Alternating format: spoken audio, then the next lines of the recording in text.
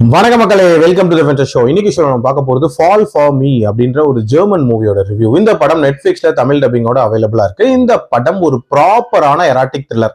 வழக்கமா நம்ம ரிவ்யூஸ்ல நிறைய பேர் கேட்பீங்க, இதுல அடல்ட் கண்டென்ட் இருக்கா, ஃபேமிலியோட பார்க்கலாமா அப்படின்ற மாதிரியான கேள்விகள்லாம் வரும். இந்த ரிவ்யூவோட ஸ்டார்டிங்லேயே டிஸ்க்ளைமரா சொல்லிடுறேன், இந்த படம் ப்ராப்பர் அடல்ட் மூவி. ஸோ ஃபேமிலியோட பார்க்கறதுக்கான ஒரு படம் கிடையாது. இந்த படத்தோட கதை அப்படின்னு பார்த்தீங்கன்னா, நம்ம ஹீரோயின் இருக்காங்களா, அவங்க சின்ன வயசுல இருந்து தன்னோட தங்கையை டேக் கேர் பண்ணிட்டு இருப்பாங்க. அவங்க அம்மா இறந்து போயிருப்பாங்க. அவங்க அம்மாவுக்கு சொந்தமான ஒரு ப்ராப்பர்ட்டி ஒரு தீவுல இருக்கு அப்படின்னே சொல்லலாம். அந்த ப்ராப்பர்ட்டியை பத்திரமா பாதுகாக்கணும் அப்படின்றதுதான் ஹீரோயினோட எண்ணம். ஆனா ஹீரோயினோட தங்கச்சிக்கு அந்த சொத்தை வித்து ஒரு பிசினஸ் ஆரம்பிக்கணும், அதுவும் தன்னோட லவ்வரோட அப்படின்ற மாதிரி யோசிச்சிருப்பாங்க. ரீசெண்டா தான் அவங்க லவ்ல விழுந்திருப்பாங்க. இந்த முடிவுல ஹீரோயினுக்கு நம்பிக்கை இருக்காது. ஆல்சோ அவளோட லவ்வர் மேலேயும் இவங்களுக்கு பெருசா நம்பிக்கை அப்படின்றது இருக்கவே இருக்காது. ஸோ இப்படிப்பட்ட சுச்சுவேஷன்ல ஹீரோயின் அந்த தீவுல இன்னொரு பையனை மீட் பண்றாங்க. அதுதான் கதையோட ஹீரோ.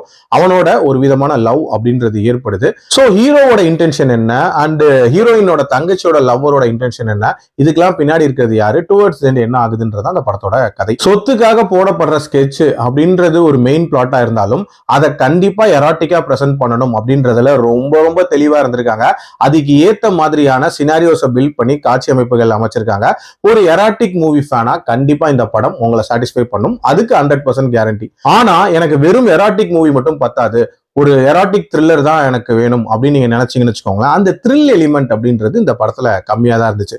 இன்ஃபேக்ட் அதை எக்ஸ்ப்ளோர் பண்றதுக்கான அந்த ஸ்கோப் அப்படின்றது இருந்தாலும் அதை பெருசா ஃபோக்கஸ் பண்ணவே இல்லை அப்படின்னே சொல்லலாம். டுவர்ட்ஸ் எண்ட் மட்டும் கொஞ்சம் ஆக்ஷன் நிறைஞ்ச ஒரு கிளைமேக்ஸ் அப்படின்ற மாதிரி வச்சிருப்பாங்க. ஸோ அதை இன்னுமே கொஞ்சம் பெட்டரா பண்ணியிருந்திருக்கலாம். அண்ட் ஹீரோயின் இவங்களுக்குள்ள இருக்கக்கூடிய அந்த கெமிஸ்ட்ரி ரொம்ப நீட்டா இருந்துச்சு. அண்ட் ஹீரோயினோட பெர்ஃபார்மன்ஸ், எஸ்பெஷலி தன்னோட தங்கையை சேஃப் கார்ட் பண்ணணும், சொத்தை சேஃப் கார்ட் பண்ணணும், அந்த விஷயங்கள் எல்லாத்தையுமே ரொம்ப நீட்டா அவங்க கன்வே பண்ணியிருந்தாங்க. வைஸ் ஒரு 1.25 மணி நேரத்துக்குள்ள முடியக்கூடிய ஒரு படம் தான். ஓவரால் கண்டிப்பா ஒன்ஸ் ட்ரை பண்ணி பார்க்கலாம். என்னோட ரேட்டிங் இந்த படத்துக்கு 2.75 அவுட் ஆஃப் 5. அடல்ட் கண்டென்ட்டை பொறுத்த வரைக்கும் நான் முன்னாடியே சொன்ன மாதிரி ப்ராப்பரான அடல்ட் சீன்ஸ் இருக்கு, ஸ்ட்ரிக்ட்லி ஃபார் அடல்ட்ஸ். மீண்டும் அடுத்த விமர்சனத்தில் சந்திக்கிறேன். நன்றி, வணக்கம்.